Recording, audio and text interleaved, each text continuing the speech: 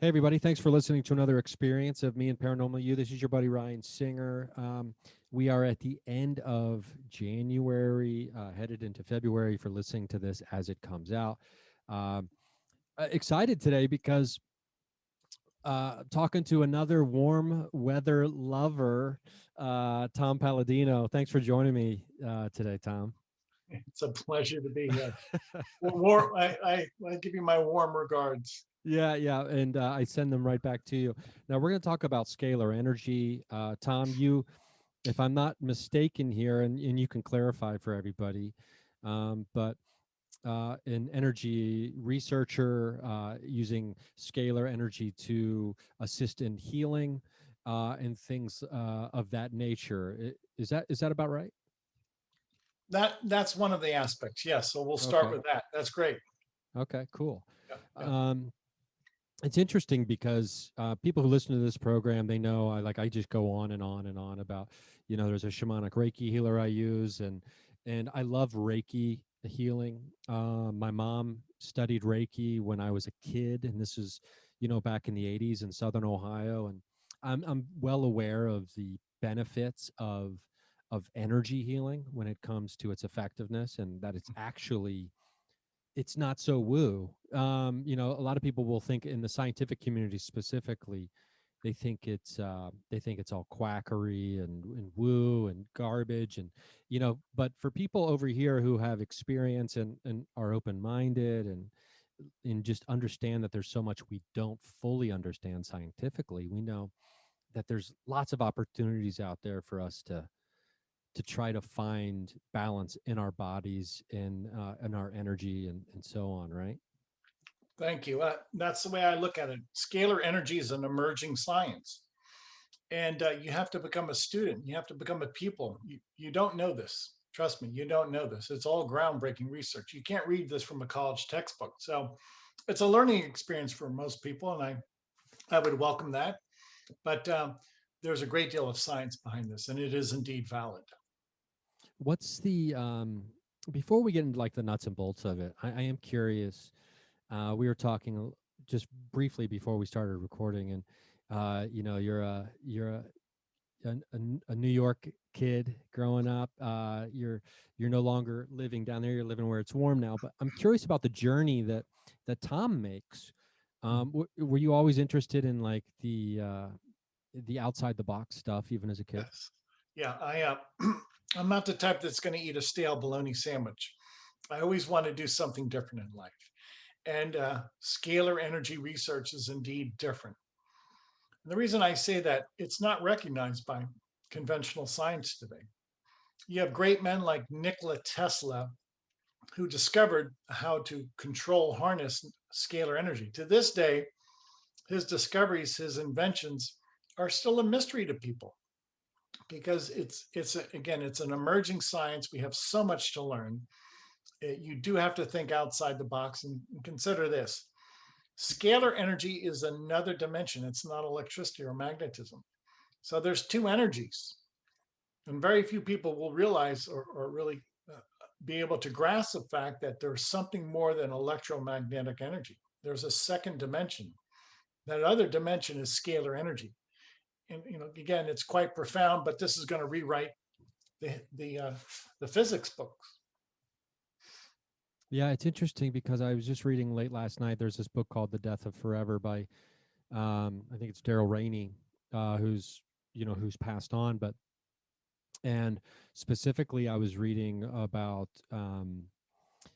there's this one aspect of trying to understand time and time space time, and when you're trying to explain a 3D aspect to people who are trapped in a 2D world, it becomes very difficult to see the 3D. And there's also this great book called Flatlands, which is like this really old science fiction book, and it's all about these different dimensions, right? And how difficult it is for one person in 2D to understand 3D, and for 3D to understand 4D, et cetera, et cetera.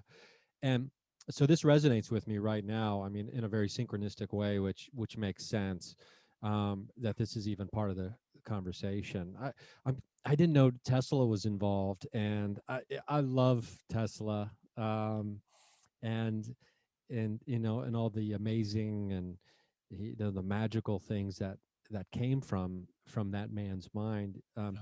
I'm curious, when you're a kid and you're not looking for those stale bologna sandwiches, um, what kind of access did you have to, I guess, fresh foods, so to speak? My mother was a wonderful cook. I wasn't expecting that question. Well, I mean, like, to follow along with the analogy, you know what I mean? Like, Well, I get it. yeah. What, why do I, and maybe you can pick up the metaphor here. You have to think outside the box. If you want a stale bologna sandwich in life, that's all you're going to get. So I'm the type that always thinks outside the box, and I believe in mysticism, and I believe that there is God's guiding hand. But you cannot be fearful. You have to be intrepid. Well, as a child, I knew that Tesla was right. I read as much as I could about Nikola Tesla, and I was really thunderstruck with his ability and his insight. And I knew he wasn't working with electricity the latter part of his life. I mean, it was almost instinctual. And I said to myself, well, I'm going to follow this course of action because this man is really a genius, and he's always, if you will, pushing through the envelope, punching through the envelope. And that's the type of people I want to surround myself with. So I made it a career to uh, to think outside the box, and I don't follow the crowd. I don't want to follow the crowd. I like being a pioneer. I like being at the vanguard of a movement. Scalar energy is going to change the world. It's an emerging science, as I mentioned. I'm at the vanguard of that movement, and I would say it's a life that's been well lived. I'm proud of myself. Well, I mean, it is exciting to be on the emerging front of something, and the the idea that, especially when there's actually benefit to it, as a that's outside of oneself. There is a big difference between being at the vanguard of a financial movement that could make an individual rich, as opposed to something that benefits other people in such a profound way. So you grow up, you go to school, you're kind of obsessed, very interested, thunderstruck by Tesla. Do you go to college, or like, what I, happens here? I did, and I would highly recommend that, if even though you might consider yourself to be a forward-thinking scientist or researcher, you cannot replace a classical education. God bless every teacher from kindergarten to master classes to graduate school. God bless everybody that taught me. You need a classical education, and the greater amount of education you get underneath your belt, the better. I went to my collegiate career probably spanned 12, 13 years. I wasn't going to school full time, but after that, I decided I knew enough, and I had that groundwork of understanding that framework. And after that, probably at the age of 35, 36, I've been on my own independent study. So it's really a combination of academia that I cherish, and I give a lot of credit to the men and women of academia. But there comes a point in time that if you really want to do groundbreaking research, get ready, because there's not many people who are going to join you. We are the decided minority. And I could say that without equivocation in the scalar energy field and this emerging science. There's not many Tom Paladinos out there, because it takes a lot of work and it takes a lifelong commitment. And I will also add, there's no money in it. There's no money in it. That's the thing that people. It's an emerging science. It's going to take you years to learn this. You're going to have to suffer and sacrifice, and there's no money in it. And I can count the scalar energy researchers on both hands today, because it takes 20, 30 years perhaps to learn it. Very few people want to devote their life to that, and there's not a penny to be made. Yeah, there's an interesting. I was just thinking about this. There's this interesting idea of of like suffering for one's cause. And I think the time frame of people like are people who like, oh, they struggled for so long. At least I know in arts, I mean, predominantly I've made my career as a stand-up comedian, and it's all about struggling. And in like when it comes to music and things like that. But the I think the time frame for people to consider like, oh, they struggled for so long has shrunk incredibly over the Yeah, years. Like if someone goes like 4 years without recognition, or like they struggled for so long for 4 years, it's like no, they're 25 years old. They didn't struggle, exactly. right? Um, Exactly.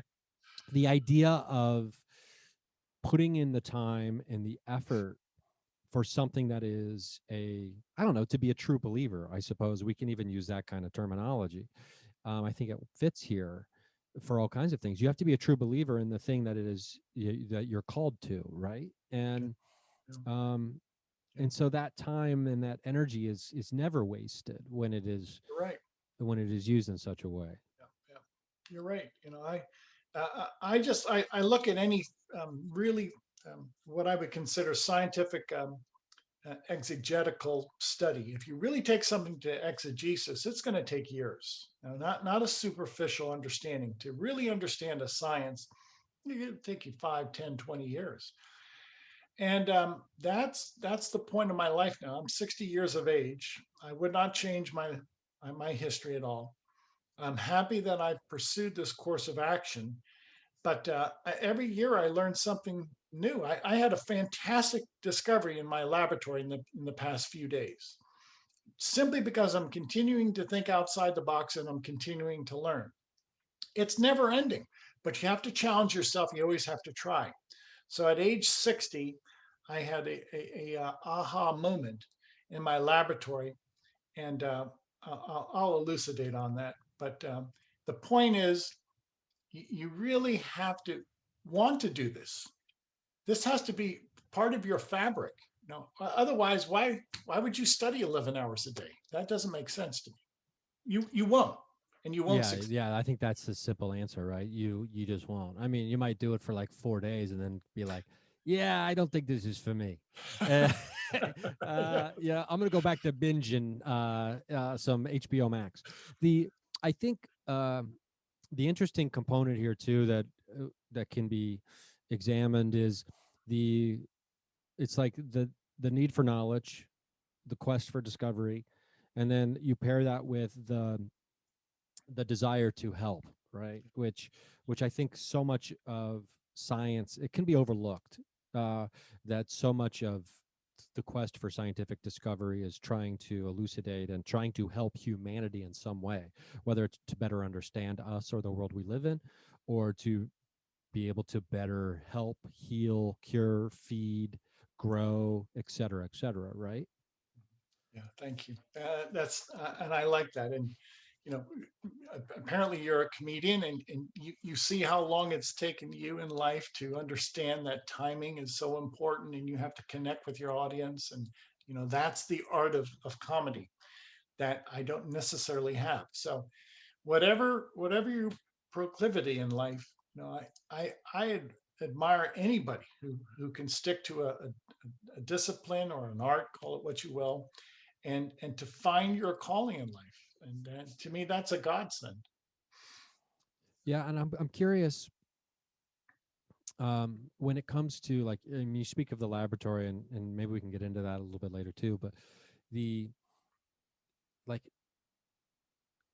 maybe you can describe the first aha moment when it came to scalar energy, and you're like, oh, okay, I can start doing this, and I can, and like, and with this, I can help people, right? And what does that all mean? In theory, I would say it was perhaps at the age of 11, 12, 13, when I was really able to grasp what Nikola Tesla was doing. And I read about his discoveries, and I read about what he could accomplish. And I said to myself, that's not the stream of electrons. He's not working with AC electricity anymore, because he was speaking about anti-gravity and illuminating the world. He was speaking about being able to work in synchronicity with an instrument, so that the instrument could work in sync with your brain waves, so to speak, to pick up your consciousness. And I said to myself, that's not electricity. So Tesla, in my estimation, was the first man ever to harness scalar energy. Again, scalar energy is not electricity.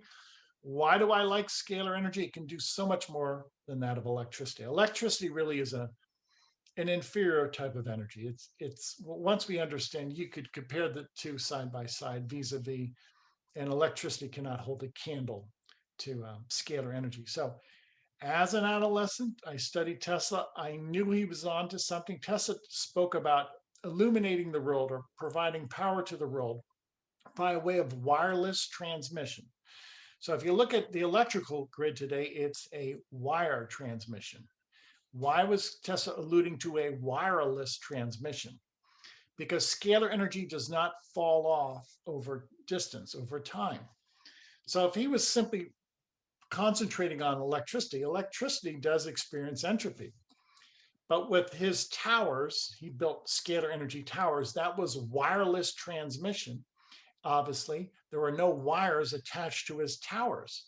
And the transmission of energy was energy that would not experience entropy or loss of signal. Now, if let's say you have a radio station, well, that radio station can only send a signal for a certain distance. Tesla was speaking about his scalar energy towers illuminating the entire world. So obviously, he was not worried about time and distance. And if Yeah, you look at his towers, there's no electrical wires, there's no grid system around them. He built a scalar energy tower in Colorado Springs. And at an elevation of 6,000 feet out in the middle of a pasture, you're asking yourself, why would he build a tower in the Rocky Mountains back in 1899 when that town was barely entering into the electrical age? He built a scalar energy tower in the Rocky Mountains. He experimented in the Rocky Mountains at the safety, if you will, of a remote location. And if you look at those photographs of the tower in Colorado Springs, there's no electrical grid. There's no telephone wires. There's no electrical wires. He was wireless at that time. So why would you build an electrical tower in Colorado Springs? He did. He built a scalar energy tower in Colorado Springs because he knew that he did not have to rely upon the electrical grid. that's really cool. I mean, so is it Tesla that gave scalar its name, or He where does Tesla scalar come called it from? radiant energy. The reason I call it scalar today, that's the term accepted in academia, and that's accepted by the Western thought. If I was living in Asia, I might call it chi or prana. So synonymous terms are chi, prana, 0 point energy. Some people call it Tesla energy today, or some people will call it even pyramid energy. But suffice to say, there's two energies, electromagnetic and the other energy. And the other energy, I call it scalar energy. That's cool. I'm curious about the tower too because I'm trying to, and like you said, you have to open your mind to this, I think, and you have to have a new way of thinking. So when it comes to the energy tower, I'm on board with the wireless aspect, right? I'm Yeah. curious about what is this tower even doing? Like, and where is scalar energy? And because if it's all around us, I'm guessing. So especially if we're, the chi and prana, it's like life force. It's like this energy, this hidden, the ultimate energy. What is this tower doing? Do you have any insight on that? Yeah, in reference to Tesla's tower back in 1899, his tower was for experimentation. Tesla, prior to that, was living in New York City. Now you have to, put all this in context. Tesla had a very nice urbane lifestyle in New York City, and he had all the creature comforts, if you will, in the cosmopolitan surrounding of New York City. Why would he be induced to travel out to Colorado Springs, build a tower from scratch in the Rocky Mountains? He did so that he could experiment.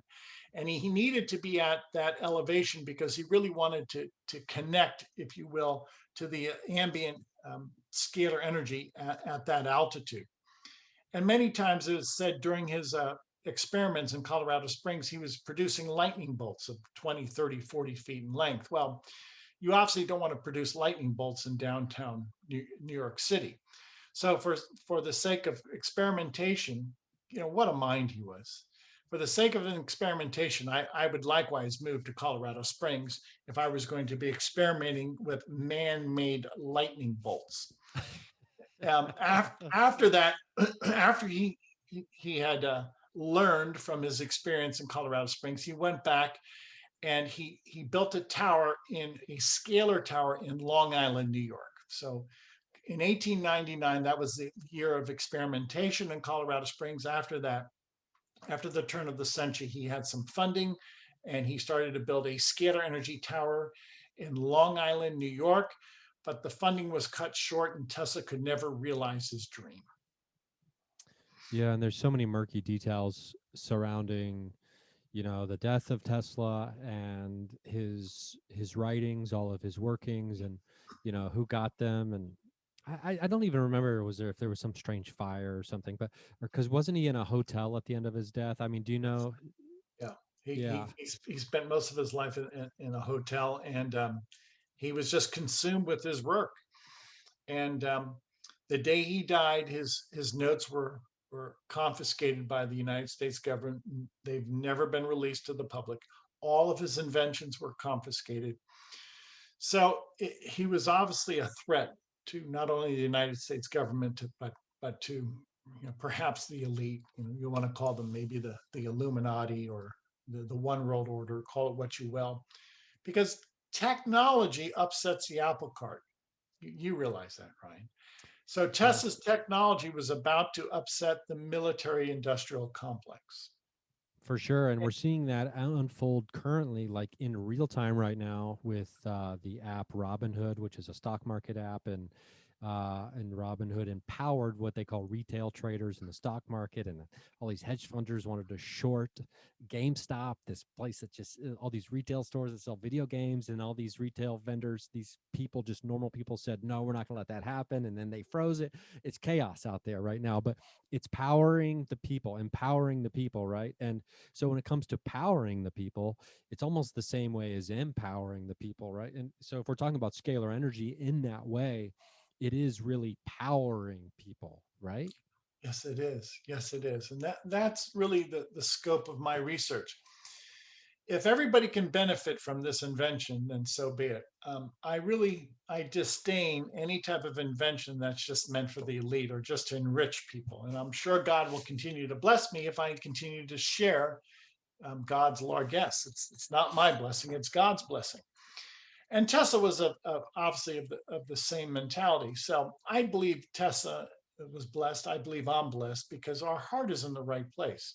I don't think God is going to give somebody who's nefarious this insight because you're really controlling nature with scalar energy. And I don't think God is going to entrust that wisdom to just anybody, to be quite frank about the matter. So what are we doing with I guess the insight that comes from this? It is or I guess a better question that's a little more specific would be, when it comes to the insight that you're getting about scalar energy, you know what is it? And like, can we give some definition to that? It's sunlight, it's starlight. Scalar energy is the initial, the primary energy of the universe. All stars are powered by scalar energy, scalar light. What do I mean that? Electricity is not the fundament of the universe. The fundamental energy, the initial energy of the universe is scalar energy. This is why the stars never burn out. If you look at the electromagnetic spectrum, and a lot of people try to interface the electromagnetic spectrum as being the power source of stars, it doesn't work. The model falls apart. The scientific model never works with electricity and magnetism as powering the stars. It doesn't work. The stars are powered by an infinite supply of energy. It's scalar energy, it's God's energy. So if you went to the very center of a star, you would only find scalar energy. There are no thermonuclear explosions at the center of a star. That's all, that's pseudoscience, that's false science. And what Tesla discovered, what I've discovered, but a few other researchers have discovered, when you look at the math and when you look at the environment of the center of a star, that math, that environment is a scalar energy environment. It has nothing to do with thermonuclear explosions or reactions. It's not a release of electricity. It's not a flow of a stream of photons. It's massless energy. It's pure light. So at the center of every star in the universe, you will only find, exclusively find scalar energy. It's not electrical. So if you look at the universe, the light source, the source of all energy initiates a scalar energy. Now, scalar energy then will degrade into electricity and magnetism. And this is what a lot of people don't quite think. You can't compare the apple to the orange. So you're looking at one energy at a time. And at the very quintessence of a star, it's scalar energy exclusively. Okay, and so then, like over, let's say, the lifespan of a star, right? When it comes to, um, I don't- what does it end with? A supernova, Yeah, or when stars implode upon themselves, and the so what is happening to scalar energy at that point? sure. It still exists. Now, there are variations in stars, and there has to be. It's not static, it's dynamic. But even a supernova is still a scalar energy phenomenon. Even a black hole is still scalar energy. It's an infolding, if you will, of light, but that light is eternal. This is why a lot of black holes, I don't agree with that a black hole ceases to exist. I believe a black hole will have still that eternal energy, scalar energy. And a black hole might have a life cycle to it. But if you look at scalar energy, look at all the stars, look at all the supernovas, as well as the black holes.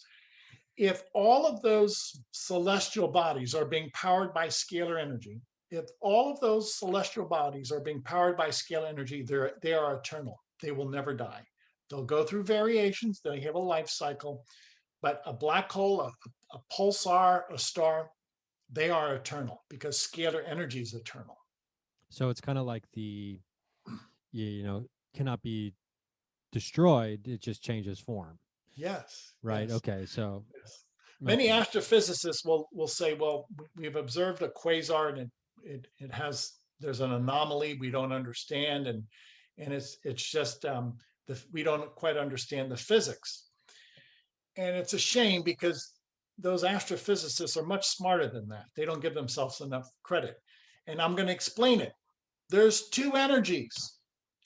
Stop trying to explain a quasar by electromagnetic theory. It's not electricity. There's two dimensions.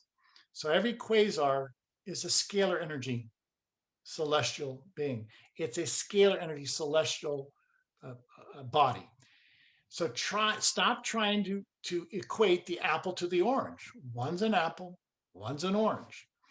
It's so simple, but it's like trying to measure, the volume of someone's voice using a ruler, yeah, yeah. or using the wrong tool to try to understand something, right? Am I getting that kind of right? Yeah, yeah, you're right. Tesla used to stare at the sun, and he just, I think just by his mysticism, he could understand that the sun was not electricity.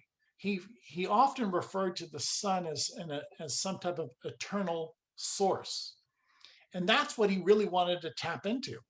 So his scalar energy towers were miniature stars. They're miniature suns.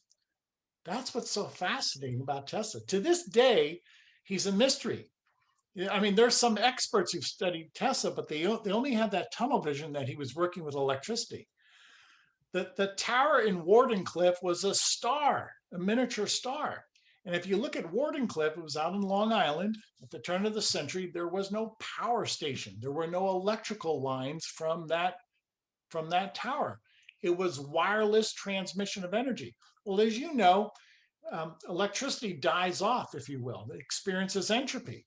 Now, how could Tesla from a tower in Long Island illuminate, power the world from a at that time it was a remote island out of New York City. He wasn't using electricity. If he was using scalar, he could have built his scalar tower in the Himalayan mountains, and he could have powered the world from the Himalayan mountains. So I guess it's about understanding what it is, and then taking that further into understanding how to utilize or direct. I mean, control sounds like the Yes, wrong word, but to harness and utilize this energy, right? that's right. That's it. That's it. So imagine what I'm saying. I have in my laboratory miniature stars. I have Tesla instruments, and I'm not tapping into the electromagnetic grid. I'm tapping into star energy. It's a different dimension. And what I've discovered with scalar energy, it provides one consummate control over nature. Scalar energy is the actual instructions for all of nature. So if you control scalar energy, you control nature. Control scalar energy, you have mastery over nature. Okay. I mean, I bet some people's ears perked up just now. Like, okay, this is, there's this TV show on HBO called Lovecraft Country, and it's just really phenomenal. But, and like so many different things in life, one of the core elements of it was man's attempt to master nature, right, and harness all of the incredible limitless power that lies there within. Yeah. So the the idea that scalar energy is this force, is this thing that powers all that is, right, and I guess is the undercurrent of all that is. The the idea that you have these devices in your lab is really it's like it's okay, yeah, man, like how do I get to this lab, right? uh the so people might be wondering, what are you doing with these things? Yeah. Um, we've started with the healing ministry, and I'm going to show you just how esoteric this thought is. I work with people remotely in my lab by way of a photograph. Your photograph carries your scalar energy signature. So I actually take a photograph and I place the photograph in the instrument. And then the instrument can make a connection with your scalar energy body or your scalar energy presence. So I work with people remotely around the world, and I do it by way of their photograph. You don't come to me, scalar goes to you. Why? Because scalar transcends time and space. So I place your photograph inside my miniature star, and then I send you star energy by way of your photograph. Oh, okay. So I mean, it's um to me it rings of the what people must have first thought when the telephone first happened. Yeah, And yeah, it's like, how can I hear you? yeah. You're Like not when that next to me. box. Yeah, Yeah, like how is your voice traveling through, like how am I connected to you right now? And then you can extrapolate that out to like we're having a video Zoom conference right now, and as close as what we can tell is real time. And so I'm all about distance, and distance being an illusion, and the connection between all things being so much more immediate than even we realize. um, does scalar energy play into that as well? yeah. Let me just put a context on this. I'm working with a different paradigm. It's not electromagnetic energy. So when I'm working in this scalar energy dimension, I do transcend time and space. Meaning what? In a in a in a electromagnetic environment, you have a progression of time. Whereas in scalar energy, everything is one moment in time. There is no time in scalar energy. So when I'm working in my laboratory and I have your photograph, I can capture you in the present moment, regardless of what age your photograph was taken. You might give to me a photograph that's 10 years old. I can treat your photograph in the present moment, even though your photograph is 10 years old. So what am I getting at?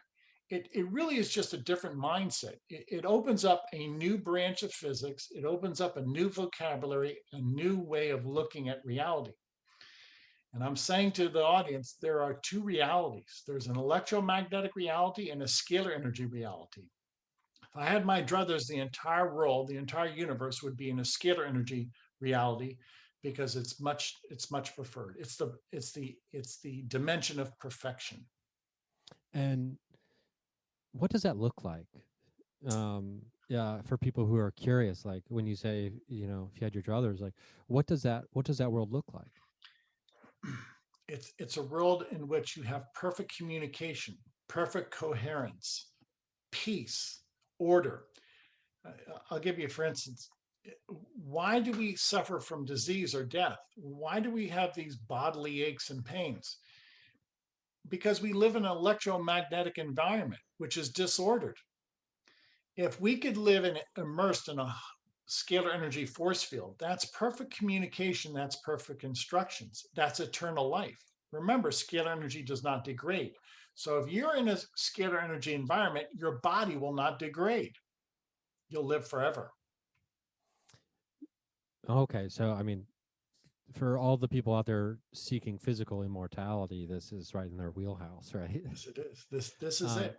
Yeah. Now, because I mean, I guess I'm inclined anyway to just kind of be there in the space that believes when it comes to consciousness, our true identity of who we are. That's in the scale. That's got to be, for framing it under these discussion in these terms, it's already in the scalar energy. It's already operating under that because I do believe that's in the immortal side of us. Yeah. Yeah. I'll give you an interesting story. There's a man by the name of Grebennikov, and he was working with scalar energy in an anti-gravity capacity, and he developed scalar energy anti-gravity instruments, and he could fly around in these anti-gravity instruments. And he noticed that every time he was in this anti-gravity instrument flying around, that time either stood still or time slowed down. And he would go aloft in this anti-gravity machine maybe for an hour or two, and when he came back and landed this anti-gravity instrument on the ground, he saw that his wristwatch had lost time, if you will. So the wristwatch did not advance when he was in the anti-gravity force field. Meaning what? When he was in this anti-gravity scalar energy force field, time either stood still or time slowed down. There was always a discrepancy between his wristwatch that he wore with him during his experimentation and the real Earth time. And he concluded that when he was in this environment, this local environment of scalar energy with his anti-gravity instrument, time slowed down or time stood still. And I concur with that. And this has been observed in other types of scalar energy environment. So if you're in a perfect scalar energy environment, time does not exist. If time does not exist, you will not age. You will become immortal.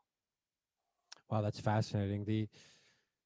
What I've been trying to do my best to wrap my brain around like some of the quantum physics aspects of space time and the reference frame of experiencing time. And I understand that the measurement of time is totally man-made, Yes. so it's arbitrary in that way and imaginary.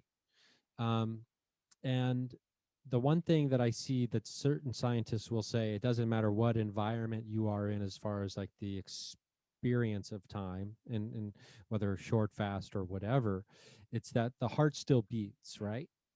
So regardless of if you're close to like a black hole where the speed of light and the gravity means that if you came back, uh everyone you've known and loved is now long dead, even though you've only aged a month, right? Yes. Your your heart still beats, right? And so meaning that you still will be your physical form will still be progressing, right?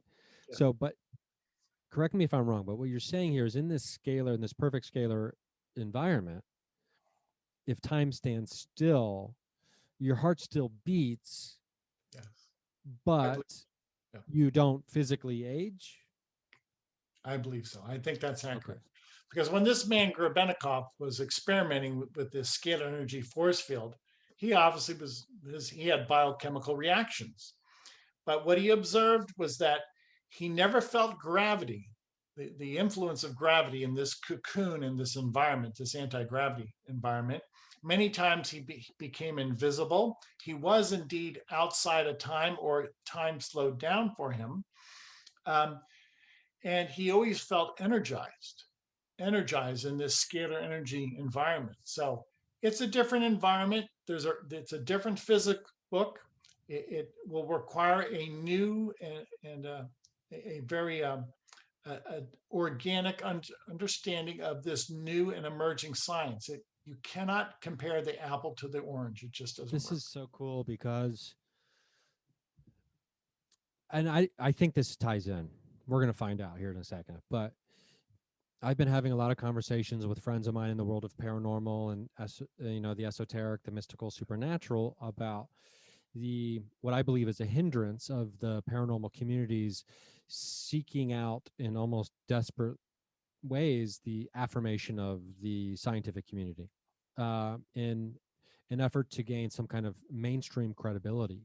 Don't do that. And It's a waste of time. yeah, right. And so I'm like, a new set of rules needs to be established, right? We need to set up our own standards.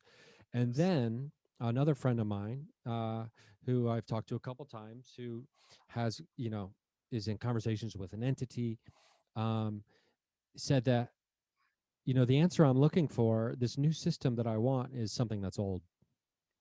And the it's like it's there already, and it's been there for a long time. So what you're saying is you're describing scalar energy, which was, expounded upon and experimented with by Nikola Tesla, one of my all-time favorite people, a while ago, right? And you're talking about new rules and new standards. Yeah. And I can't help but think that it's synchronistic in some way, that the new rules are old rules, are older than the rules that we think are Yeah. already old anyway. Yeah. So I agree with you. Don't try and change the old guard. If they're not open to learning, I don't care what your position in life. If you say no to learning, you said no to opportunity. Okay. And if the old guard only wants to look at the electromagnetic paradigm, then so be it. Maybe it's just too much for them to consider that there's two energy spectrums. I don't know. And this is one of the reasons why I've divorced myself from academia. Now, a lot of people say, well, will you present your work at a university? Not necessarily. No university has ever welcomed me. If anything, they've shunned me. So I don't chase the old guard. Good for them. That's their lifestyle. You have to be a trailblazer, and get ready to be alone, or have few friends, yeah, you because can't be I'm afraid of that. Yeah. alone. I'm alone. Like I said, there's not many people like Tom, and I am shunned by academia, and it doesn't bother me because I don't want to put up with that politics anyway. I had incredible discoveries in my laboratory in the past week. Now, if I would have had to go through a board of directors on a Wall Street or Madison Avenue, or I would have had to sat down with the board at a university and made my proposal, I can guarantee you I would not have been able to make the progress that I have in the past week. And that's just the way it goes. So get ready to be alone. You are the trailblazer. Don't look behind, because there's very few people following you. There's there's real truth to what you're saying, and the and the whole system is set up to support this as well. When it comes to the shunning of new ideas, the whole system is insulated in such a way by the ideals of, the frame of mind that has the power, has the seat of power, whether it's like the media working in concert with academia, et cetera, et cetera. So, and we know that, and so, but yet we persist anyway. So I'm curious, if we can. That's the stale bologna sandwich that I started my talk out with. Oh yeah, yeah, that's And totally such and so you might stale. think that's an abrupt statement on my part. Maybe it is, but it's accurate. You really have to be a trailblazer to make progress today. Otherwise you're just paper shuffling, and you're not gonna, you're wasting your time. You're wasting your effort. Yeah, George Carlin has a great quote about, how do you make your voice stand out above the din, right? And to do that, you have to be very unique, and you have to be willing to take chances, and you have to be able to quote unquote risk um, profile or credibility, etc., when it comes to the acceptance in the mainstream. And I think that's anybody who's out on the fringes and and doing the work that really is exciting and exhilarating to them, trying to discover new things. They they're looking at everybody else on the inside, and we're thinking to ourselves, why are you still stuck in there, man? It's so boring. Bologna was never even good when it was fresh, let alone stale, right? Come over here and have a delicious sandwich. Um, I'm curious about this new discovery you're talking about in your lab. Do you want to elucidate us on that, like you said earlier? Sure. Well, over the years, I've been working with photographs. I take a photograph of a germ, a photograph of a virus and a bacterium, and I actually physically place that photograph inside my instrument. And then the instrument will look at one photograph at a time and destroy that virus or bacterium found on the photograph. So remember, everything I'm doing is light, it's non-physical. So photographs of a germ, photographs of a virus, a bacterium, a fungus serves to provide the informational input to destroy that virus, bacterium, fungus, respectively. Well, instead of using one photograph at a time, over the years I've been able to coalesce and use maybe 1,000 or 2,000 photographs at a time. And now recently through my experimentation, I'm taking photographs of the photographs. So I can photograph a million germs, if you will, on one piece of paper. And that one piece of paper now can serve to destroy a million species of germs. Oh wow! So it's kind of like herd immunization. Yeah, Uh, yeah. well, That's topical. Yeah. yeah, yeah. I'm curious if, like, when it comes to, is there intention that needs to be set, or because you're saying that uh, scalar energy is like is the instruction and it already is kind of has this perfection inherent inside of it that that's not even needed. It'll just return things to It is like the way they're inherent. supposed to be. It's inherent. It is intrinsic with the energy. The energy really is the mind of God. If you can look at this energy not just as fire and heat, a lot of people say, well, it gives off a lot of output of heat or sparks. That's what a lot of people have the connotation with energy. Energy really is intelligence, especially when you're considering scalar energy. So it's infinite intelligence. Really, it's the mind of God. So when I'm working in my laboratory, I'm able, and I tell people this, I'm able to destroy anywhere between 500,000 and 1 million species of different viruses, bacteria, fungi, prions, etc. And I've been able to prove that.